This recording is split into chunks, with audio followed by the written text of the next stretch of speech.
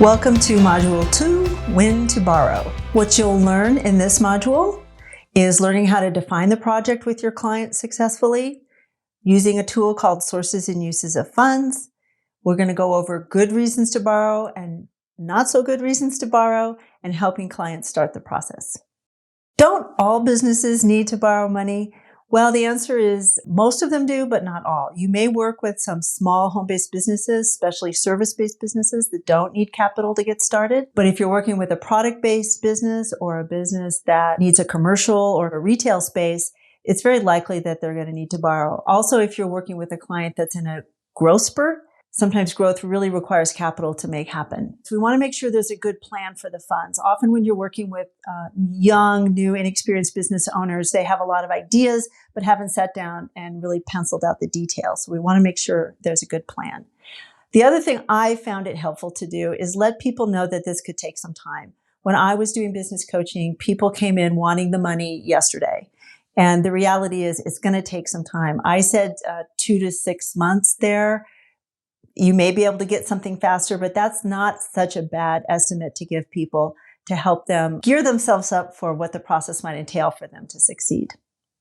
As I said, it's common for business owners who are younger, new, and experienced to be very enthusiastic about their idea, but maybe not have done enough planning. And when you go to borrow money, you can't borrow money for some generalized idea. You really have to get down to brass tacks and get very specific about what the money is for and why it's a good idea. So we want to spend time to borrow for a very specific project and that there has been enough research done to make sure that it's a good idea. You want to make sure the idea falls into one of our good reasons to borrow categories, which we'll go over in a minute, and help your client research costs. If you're working with young business owners, it's very common for them not have done sufficient research. They don't even quite know all the areas where they need to research. So that's where your help can come in and be very valuable so that they go in front of a lender looking very prepared. So it might mean a mini business plan, a feasibility study, something about target markets, competition and marketing. We're not talking a big production here, but usually a 2-3 page business plan would be super helpful. And you might also need a projection depending on the project. The sources and uses of fund structure is very helpful for your clients and the lenders to get specific about what the project sources of funds are and what it's going to be used for. So basically, it's a summary of the project showing where the money is coming from and what it's going to be used for. And let me show you an example on the next slide. So here's an example of using a sources and uses of funds structure for a business that was home-based and is moving into a retail space. What your client has to do is identify, I want to move into commercial space. What is that going to cost me? And they have to go through all of the costs involved. So in this very abbreviated example, I said they needed some rent, fixtures, and inventory totaling $11,500.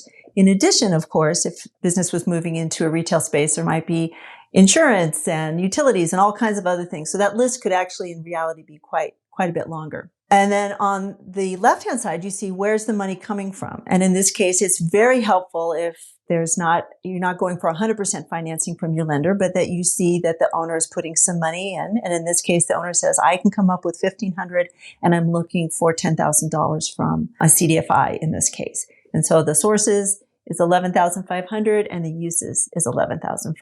You can create this very simply on an Excel spreadsheet and have a document that you can use with your clients to make sure that they've detailed out all their uses of funds, everything that the project's going to cost, and then we really take a good look at where the money's going to come from. Lenders love this, and it's a great planning tool to use with clients as well. So as I said, it's very common for business owners to come in enthused, but maybe not with enough clarity about why they want to borrow. So on this slide, what you see is that we want to make sure that they're borrowing for one of these types of reasons, that they're going to increase sales, decrease overhead, or increase efficiency.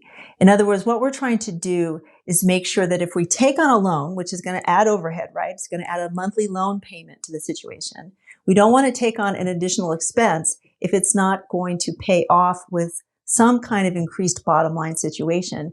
And these 3 ways of increasing sales, decreasing overhead, and increasing efficiency are the ways that business owners create a more robust bottom line. The other thing we want to make sure about is that if, like on the previous example, if to move into the commercial retail space, the owner needs $11,500, it's not going to work for them to only qualify and get a loan for $5,000 because then they actually can't implement the project because it's under-resourced.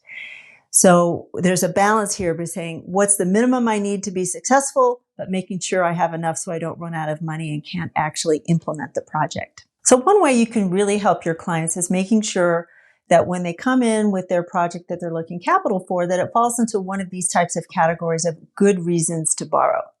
So the first one is expansion. Now, expansion covers all kinds of things, but mostly we're talking new sales. It could be that they're going to open a second location.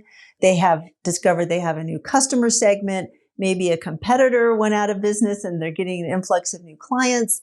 Whatever the opportunity is, just really make sure, like, is there some increased sales opportunity that you're trying to get capital to make happen? Many of us work with seasonal businesses, people that make all their sales at Christmas, or farmers that work in the summer. They make all their money and then they have to make that money last throughout the year until their season starts again. So many business owners just need help with timing. I worked with a guy who makes sauerkraut, and he started making sauerkraut with his, personal home kitchen, equipment. And it was very time consuming. He couldn't do in bulk. And when he finally made some money, he invested in some great commercial gear, and it brought his costs way down. So that's one of those efficiency things.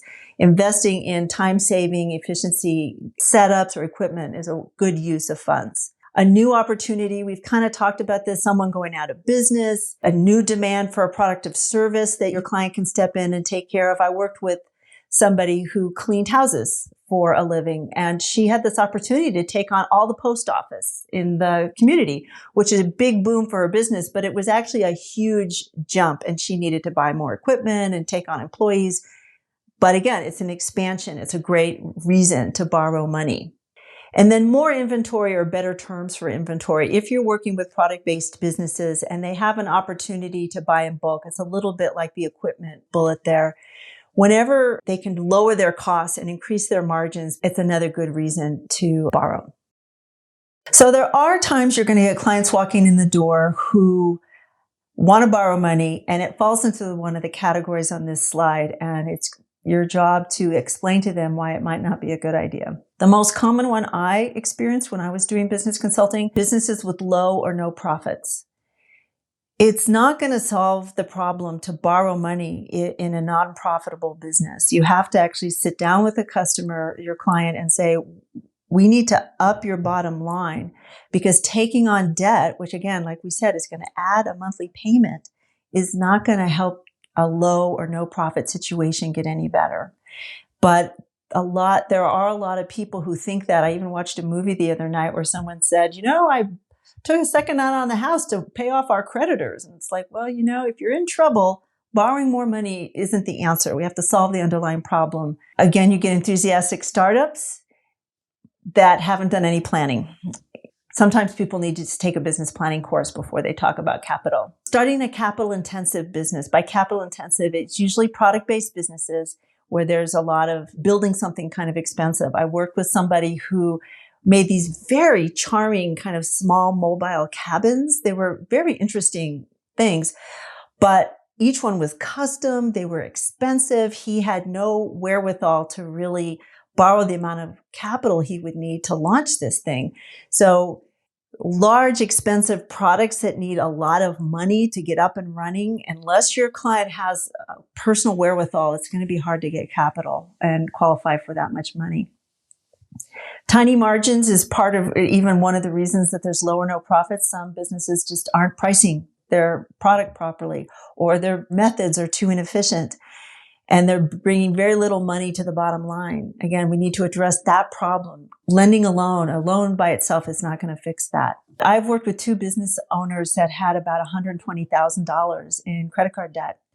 And, they weren't happy about it, but they didn't realize how much trouble they were in. And it's very hard to restructure something like that. If someone has gotten buried in either too much credit card debt or those online lenders, the merchant cash advance type loans, it can be a bit heartbreaking, but sometimes it's just gotten beyond the pale. If there's any way to refinance that debt for them, that would be a great way to go. Without a restructure of that very expensive debt, adding more debt to it is just going to make matters worse. Excessive overhead is not going to be fixed. Again, especially if you're not bringing much money to the bottom line. I worked with someone who just always loved the next fancy office. She changed her location over and over again, and it was always too much, and she wasn't making money.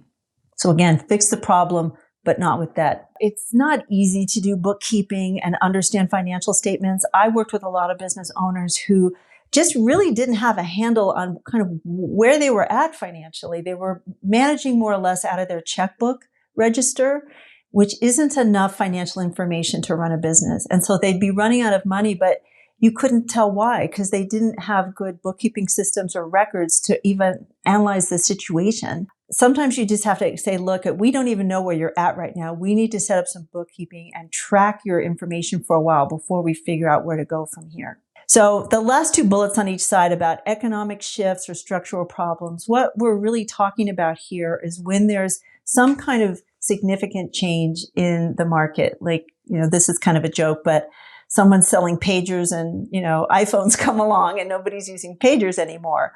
Or I worked with a landscaping business, and his business really depended on what the government regulations were for new construction, on how much landscaping they required or didn't require. That was his whole business. So if the government increased landscaping requirements, more business came his way. If the government decreased landscaping requirements, he lost business. Recession. What about the recession in COVID? Another structural economic problem that comes up. I'm sure many of you worked with businesses during COVID where you helped them pivot to something that was going to work in a lockdown situation. But again, unless you make a significant change in face of a structural economic problem, just adding debt to something that's not working isn't going to help. So I hope this slide gives you some ideas when you might need to do some remedial work with somebody or steer them in a different direction to address an underlying problem before you talk about adding capital to the situation. So based on this module, one of the best ways you can help your clients start the process is have a conversation where you start to ascertain what their project is, get an idea of how much research they've done and if they need more, and then start to do that analysis. Is this one of those good reasons to borrow? Are they in pretty good shape? Can we really start talking directly about accessing capital? Or are they in one of those bad reasons to borrow situations that we need to step back and reassess what's going on with the business before we're talking capital? You want to make sure the profitability of the project pays for the new loan payment and then some before you really spend a lot of time developing a loan project.